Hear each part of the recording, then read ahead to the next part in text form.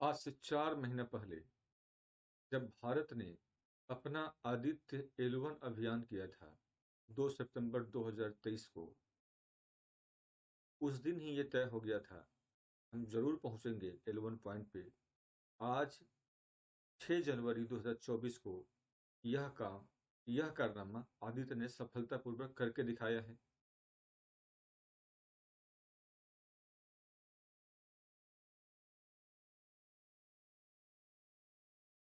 हालांकि मैं थोड़ा सा पीछे ले जाता हूं आपको। दिसंबर 2021 जब नासा का सोलर पार्कर ने जब सूर्य के कोरोना को छुआ था, सूर्य के ऊपरी वायुमंडल को पार करके, उस दिन ही मुझे विश्वास हो गया था कि ये कारनामा जरूर होगा। पर आखिरकार भारत भी सूर्य को नमस्कार करने के लिए सही जगह पे पहुंच चुका है। सबसे पहला सवाल कि वो क्या वजह था कि हमें L1 बिंदु पर जाना पड़ा। हम ये काम क्या जमीन से नहीं कर सकते थे? तो नहीं कर सकते थे। सूर्य से कई तरह का चार्ज पार्टिकल, हार्मफुल पार्टिकल्स, कई तरह का रेडिएशंस एंड कॉस्मिक पार्टिकल्स लगातार आते रहता है। कुछ पार्टिकल्स हमारे वायुमंडल में जब बाहरी कवर आवरण पे आता है तो या तो वहीं पे एब्जॉर्ब हो जाता है या तो वहां से वो लौट करके बाहर चला जाता है, वो जमीन तक आ ही नहीं पाता है। नतीजा ये होता है सूर्य के अंदर होने वाले जो भी डायनामिज्म है, जो भी डायनामिक्स है, उसके रेडिएशन से जुड़ा हुआ बहुत सारे जो महत्वपूर्ण जो तथ्य हैं, उसकी जानकारी हमें मिल ही नहीं पाता है। और यही वजह था कि हम L1 बिंदु पे हो गए। आज के सेशन में हम लोग उन सभी पक्षों पे बात करेंगे और ये एक संपूर्ण क्लास होगा आदित्य L1 को लेकर के। सबसे पहले हम देखते हैं कि आदित्य जो L1 मिशन है ये अभी भी क्या है, जारी है, लेकिन साथ साथ हम अब L1 बिंदु पे पहुंच गए हैं। आदित्य शब्द का संस्कृत में अर्थ होता है सूर्य। आदित्य शब्द जो है ये संस्कृत का शब्द है, इसका अर्थ होता है सूर्य।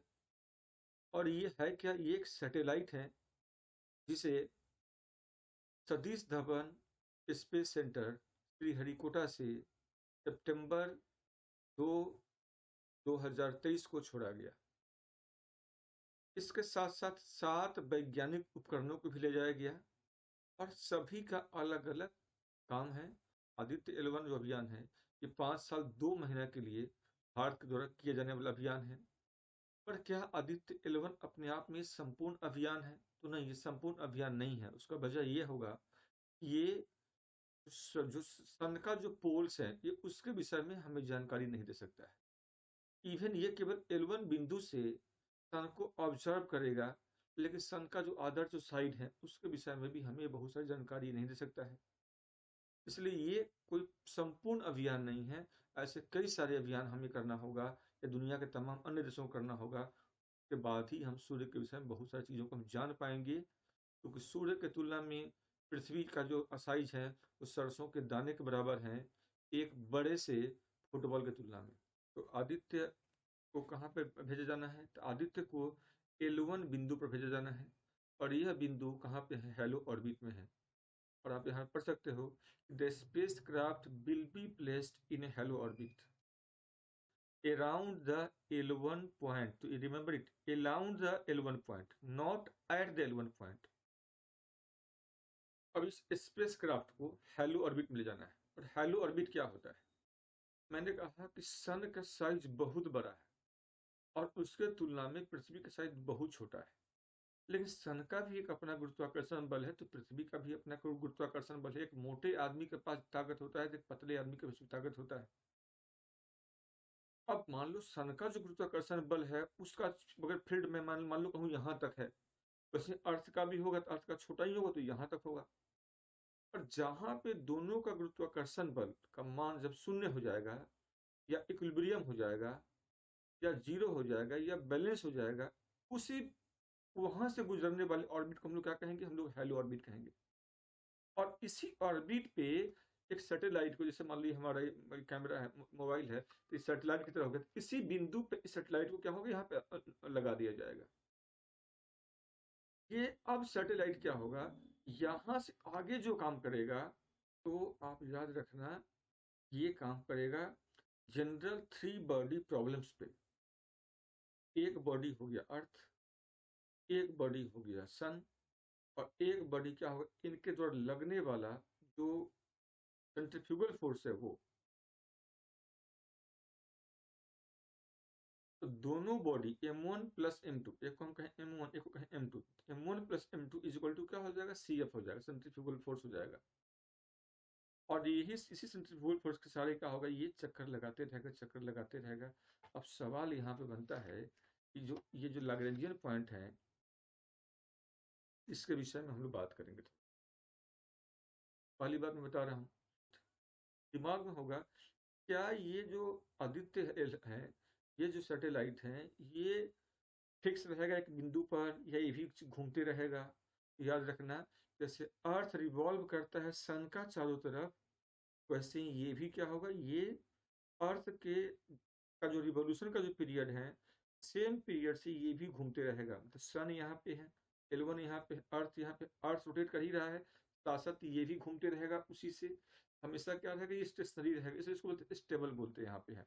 जबकि ये जो कक्षा है L1 जो पॉइंट है, ये वास्तव में क्या है, ऐसे 5 पॉइंट है, L1 L2 L3 L4 and L5। इसमें से 3 जो है L1 L2 और L3, ये तीनों के तीनों क्या है, ये अनस्टेबल है। जबकि L4 और L5 का ये स्टेबल है। अब है कि ये L1 बिंदु पृथ्वी से कितना दूर पर है, ये L1 बिंदु पृथ्वी से 15 लाख किलोमीटर की दूरी पर है। पृथ्वी है, यहाँ से पृथ्वी से जब चलना शुरू करेंगे तो 15 लाख किलोमीटर की दूरी पर क्या पे ये L1 बिंदु आएगा। पृथ्वी से 15 लाख किलोमीटर की दूरी पर क्या है, ये L1 बिंदु है। और अगर हम सूर्य से बात करते हैं, L1 बिंदु की दूरी कितना होगा, तो सूर्य से याद रखना आप लोग 15,000 लाख किलोमीटर की दूरी है। पृथ्वी से 15 लाख किलोमीटर और सूर्य से 15,000 लाख किलोमीटर की दूरी पर है। तो डिस्टेंस की बात करें तो क्या हो गया, ये सन के तुलना में पृथ्वी से केवल 1% डिस्टेंस तय किया है। सन के तुलना में पृथ्वी से केवल 1% ही डिस्टेंस से तय किया है। और आज 6 जनवरी 2024 को आदित्य L1 के अराउंड पहुंच चुका है।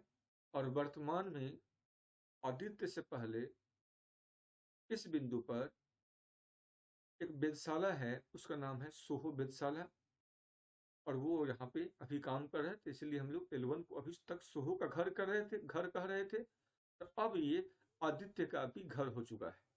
अभी यहाँ पे ये जो देख रहे हैं, ये क्या है, बेसिकली ये है अर्थ। यहाँ पे देखो आप, ये है अर्थ, ये पॉइंट है L1। अच्छा, अर्थ, और यहाँ पे ये है सन, ये क्या है, ये सन है। ये अर्थ और सन के लाइन में कितने पॉइंट्स हैं, यहाँ से यहाँ देखोगे तो अर्थ और सन के बीच में है L1, सन के उस पार में है L3, और अर्थ के पीछे में जो देख रहे हो यहाँ पे इस पॉइंट पे क्या है, L2। ये जो ऑर्बिट है, यहाँ से अगर इसको घुमाते हैं ऐसे, ये जो जा रहा है, ये यहाँ पे क्या है, L4, ये क्या है, यहाँ से L4, और ये इधर क्या हो गया, ये हो गया L5, ये है L5। आदित्य को कहाँ पे जा रहे हैं, ना हम L5 पे ले जा रहे हैं, ना हम L2 पर ले जा रहे हैं, ना हम L4 पे ले जा रहे हैं, बल्कि हम इसको L1 पे ले जा रहे हैं। तब L1 से यहाँ से ये सन को देख पाएगा अनइंटरप्टेड, और हमारा ऑब्जेक्टिव यही है, यहाँ से देखिए। अब यहाँ पे समझो आप, तो ऐसे जो लैग्रेंजियन पॉइंट है टोटल क्या है, 5 है। पांचों का क्या इंपॉर्टेंस है, हम उस पर चलते हैं, डिटेल में बात करेंगे। आप पहला पॉइंट का नाम क्या है, L1 पॉइंट। पहला पॉइंट का नाम क्या है, ये है L1 पॉइंट। L1 पॉइंट कहाँ पे लोकेटेड है, it is located along the line connecting the two large body, or located along the line defined by two large masses, along the line connecting two large body। तो एक large body क्या है, एक तो खुद ये सन है, अपने आप में बड़ा सा बॉडी है ये, और दूसरा क्या है, अर्थ है। इन दोनों को कनेक्ट करने वाली लाइन में क्या है, ये L1 पॉइंट यहाँ पे है, ये है L1 पॉइंट। क्या लिखा, closer to the smaller body. ये जो पॉइंट है किसके क्लोजर है, ये स्मॉलर बॉडी अर्थ है, तो अर्थ के क्लोजर है, याद रखना, अर्थ के क्लोजर है, closer to the smaller body, because the gravitational force of the two masses balance the centrifugal force felt by the smaller object at the point। सवाल ये प्री में आ सकता है, ये जो आदित्य L1 में जो L1 बिंदु है, यहाँ पे अगर हम रखेंगे तो क्या होगा, ये तभी तो अर्थ जैसे जैसे चक्कर लगा उसके साथ साथ ये भी घूमते रहेगा। जैसे अर्थ घूम रहा है वैसे ही आपने किसी सेटेलाइट में रख दिया हुआ है, सेटेलाइट भी क्या होगा, ये भी ऐसे अपना ये घूमते रहेगा और अर्थ के स्पीड के साथ ही होगा। जितना टाइम अर्थ को लग रहा है सूर्य के चक्कर लगाने में, उतना ही टाइम एल वन के अराउंड जो होगा सेटेलाइट, यहाँ यहाँ ये गोल गोल घूमते रहेगा। अब ऐसे समझ लो ये गोल गोल घूमते रहेगा, साथ साथ प्लस में ये ऐसे भी घूमते जाएगा। ये जैसे मून चक्कर लगा रहा है यहाँ पे, ऐसे समझो जैसे आपने यहाँ पे सेटेलाइट को रख दिया, यहाँ पे मून चक्कर लगा रहे हैं, मून के साथ साथ क्या है, ये मून अर्थ का चक्कर लगा रहे हैं। फिर अर्थ चूंकि घूम रहा है सन का, अर्थ किसका चक्कर लगा रहा है, सन का, तो मून भी सन का चक्कर लगा रहे हैं। मून के जैसे तो ये भी सेटेलाइट है, तो ये भी क्या होगा, साथ साथ चक्कर लगाते रहेगा ये। लेकिन क्या होगा, जैसे मून का एक अपना ऑर्बिट है यहाँ पे, ये अर्थ का चक्कर लगा रहा है, वैसे ही क्या होगा, ये इस बिंदु का चक्कर लगाते रहेगा, न कि ये अर्थ का चक्कर लगाएगा। पर घूमेगा क्या होगा, साथ साथ घूमते रहेगा ये। इसी बात को समझना था आप लोगों को। यहाँ पे लिखा हुआ closer to the smaller body because the gravitational force of two masses balance the centrifugal force felt by the smaller object at this point। इस लाइन को याद रखना, यही सवाल हो सकता है यूपीएससी प्रीलिम्स एग्जामिनेशन में आप लोगों से पूछते हैं। और एग्जांपल दिया हुआ है, the sun earth L1 point is popular location often used for solar observation like the Soho observatories, solar and heliospheric observatory है। हेलियोस्फेरिक जो वर्ड है वो सन के लिए यहाँ पे यूज किया गया है। नेक्स्ट चलते हैं, हम लोग बात करेंगे, अगला देखते हैं। नेक्स्ट है L2 पॉइंट। L2 पॉइंट में क्या है, it is located along the line defined by the two large masses but on the opposite side of the smaller masses from L1। L1 से क्या है, अपोजिट साइड में है यहाँ पे ये, L1 यहाँ पे है, इसके अपोजिट साइड में है ये, opposite side of the small masses. ये स्मॉल मास है, ये क्या है, बड़ा मास है ये छोटा मास है अर्थ। और इसके कंपेयर में इस स्मॉलर मास का अपोजिट साइड में है, यहाँ पे L2 है ये। And it provides stable position for spacecraft to observe the distant universe without interference from earth atmosphere and radiations.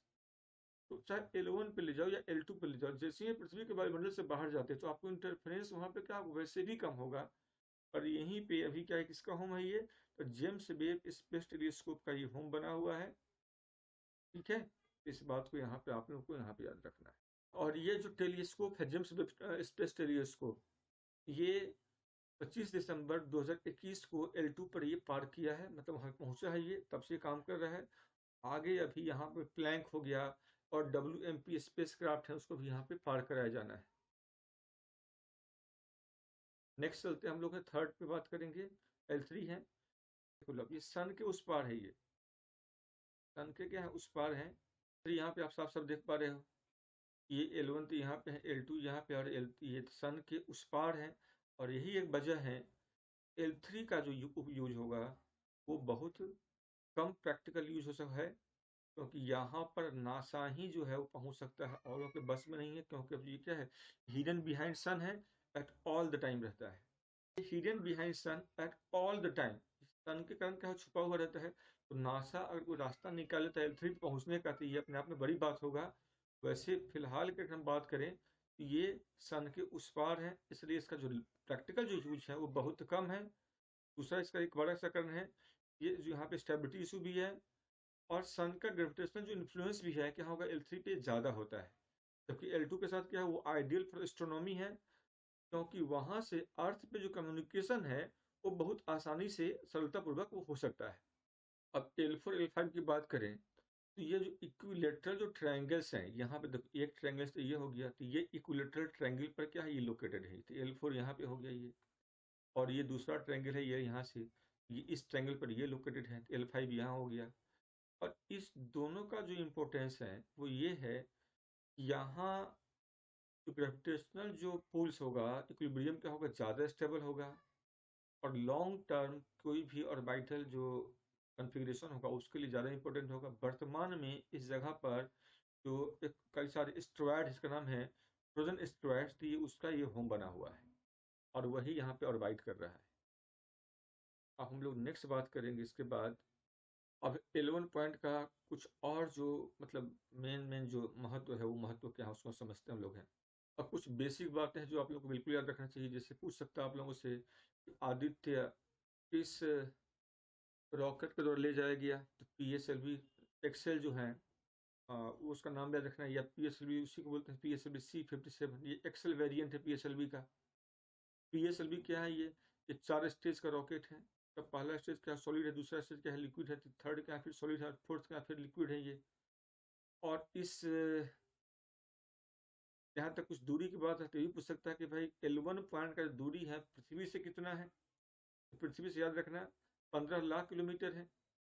और इस L1 पॉइंट का सूर्य से कितना है, तो 15,000 लाख किलोमीटर है ये।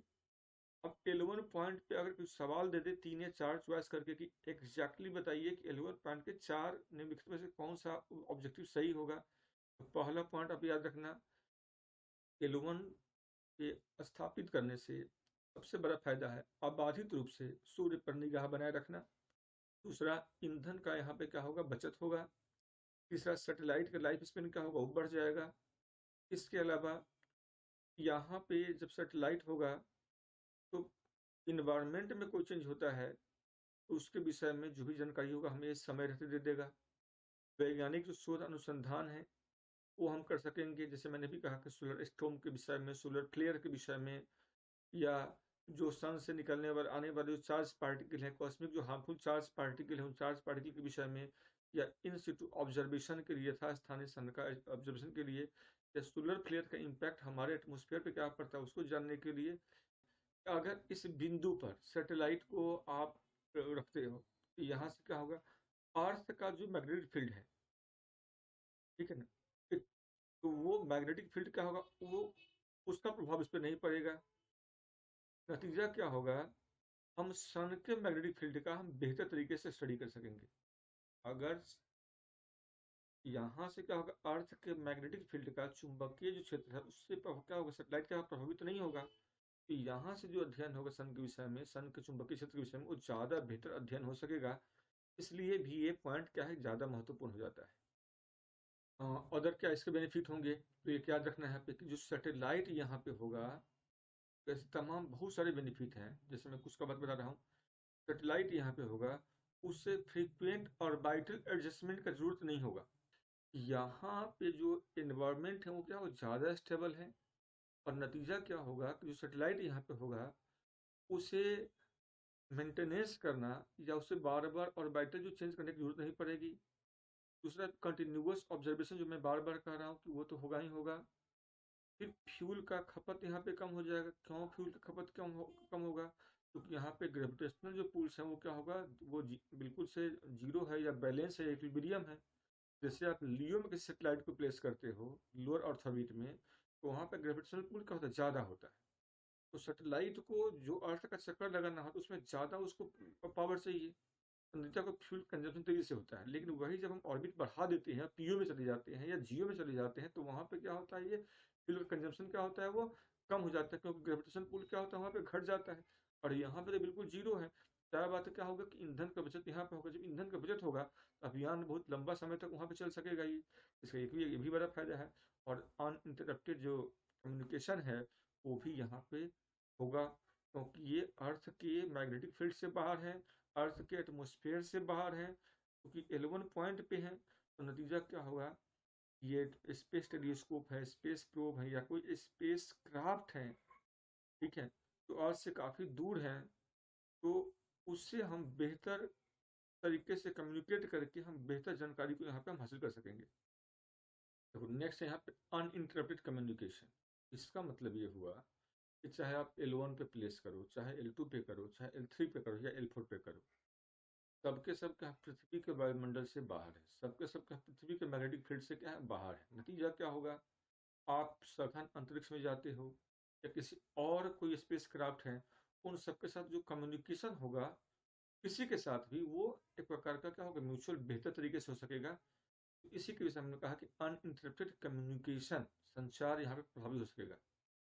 Earth Moon Lagrangian point in the Earth Moon system like L1 and L2 offer opportunities for lunar observation and exploration. Second क्या है, रिसोर्स एक्सप्लोरेशन के लिए, ठीक है ना। It has advantage for research exploration, resource को एक्सप्लोर करने के लिए, सच एज स्टडिंग स्टेरॉयड और माइनिंग एक्टिविटीज। माइनिंग का मतलब हुआ जो और जो जानकारी है उसको आप जान सकते हो डीप स्पेस के विषय में। ग्रेविटेशनल वेव डिटेक्शन की बात करें, गुरुत्वाकर्षण जो तरंग है, इसके विषय में अल्बर्ट आइंस्टीन ने लगभग आज से 100 साल पहले प्रिडिक्ट किया था। 1916 के आसपास में प्रिडिक्शन किया था कि एक तरंग होता है, लेकिन उस समय उनके बातों को लोगों ने माना नहीं।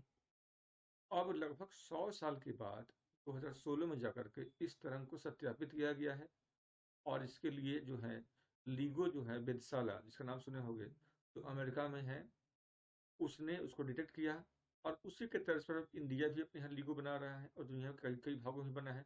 यहाँ तक कि स्पेस में भी जो यूरोपियन स्पेस एजेंसी है उसने लीजा नाम से एक लीगो को स्थापित किए हुए हैं, जो गुरुत्वाकर्षण तरंग का पता करेगा। और ये तरंग होता क्या है, जब कोई ब्लैक होल या कोई न्यूट्रॉन स्टार जब आपस में जब कोलाइड करता है तो कोलिजन से क्या पैदा होता है, उससे कोलिजन से पैदा होता है गुरुत्वाकर्षण तरंग। क्योंकि जब कोई बड़ा मैसी बॉडी आपस में जब घूमते हुए जब कोलाइड करेगा और उस कोलिजन के कारण, ठीक है, जो रिपल पैदा होता है वो वेव के फॉर्म में होता है। और इसी के विषय में प्रिडिक्ट किया था सबसे पहले अल्बर्ट आइंस्टीन ने। और आदित्य एल1 का ये एक बहुत ही महत्वपूर्ण, ये भी एक उद्देश्य है। वहां पे हम जब एल1 पे जाएंगे तो वहां से हम गुरुत्वाकर्षण तरंग को बेहतर तरीके से हम पता कर सकेंगे।